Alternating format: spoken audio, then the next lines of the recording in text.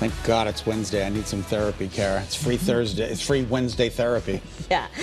This one might not be as much for us as it is for our kids, but we got to check ourselves because Dr. Laura Saunders is here. She's a child psychologist with the Institute of Living, but today we're talking about toxic achievement culture. Welcome, Dr. Saunders.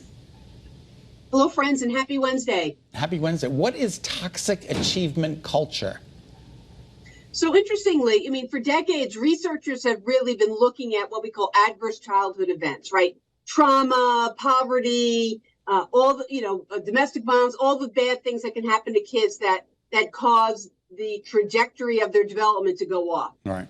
But more recently, what researchers are looking at is those individuals on the other end, certainly of the economic and sort of intellectual spectrum. And that's those individuals in the top 10 or 20%. And this toxic achievement culture is those young people that feel that in order to succeed, they need to overload themselves with AP classes and all these extracurriculars. And it really does a number on their levels of depression and anxiety because it is so much intense pressure to achieve. Yeah.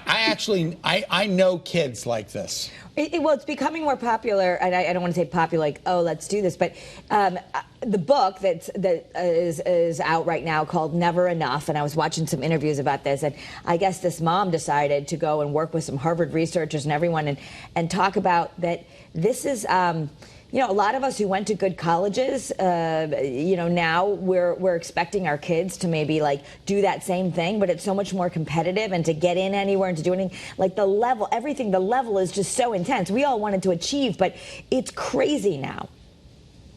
It is off the rails now, right? And what I always say is it's not getting into the best college that you possibly can. It's getting into the college that's the best fit.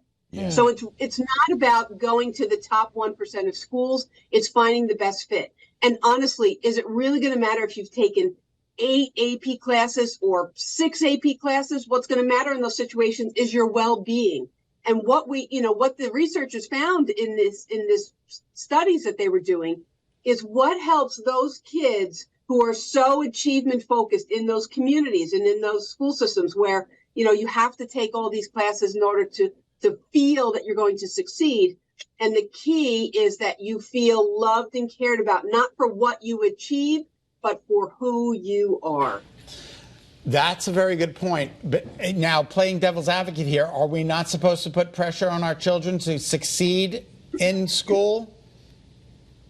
It is a balance between pushing the boundary of having expectations and, it's gets to a point where you have to dial your child back, because how many extracurriculars, how many extra classes, how many AP classes can one person take? Right. Dial it back. It's enough. You are good enough and you've done enough.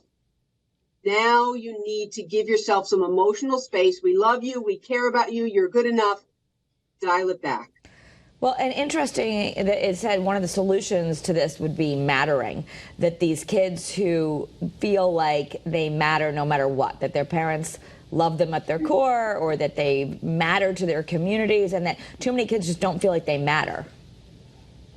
Right. And that's, it's that core feeling like I'm okay, I'm good enough, I'm loved, whether I take, get A's in these AP classes and get 5 on that AP exam, or I just take a couple AP classes to push myself a little bit and I do a few extracurriculars, that I'm good enough and I'm loved and I'm cared about. So it's really, it's a level of expectation, but not so over the top that it's causing excessive anxiety, depression, and tremendous feelings of inadequacy and I'm not good enough. You just brought back a wave of fear by mentioning the 5 on the AP exam. I got a 2. I got 1 for writing my name and something else, and it wasn't good. And my parents said, "You're okay. It's okay." Oh, see, that was the right answer, right?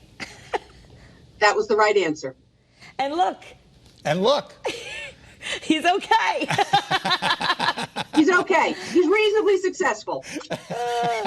But But, I get this. I mean, I think some of us do it more than I remember wanting to achieve. And I don't know. I guess, anyway, we only have 30 seconds left. So we're going to take a deeper dive on Kara's Cures because it is a big question about how do we manage this with our kids. We want them to achieve. We want them to go to colleges. But how do we not make it toxic? So that's going to be the topic of our Kara's Cures podcast coming up. Thanks, Dr. Saunders.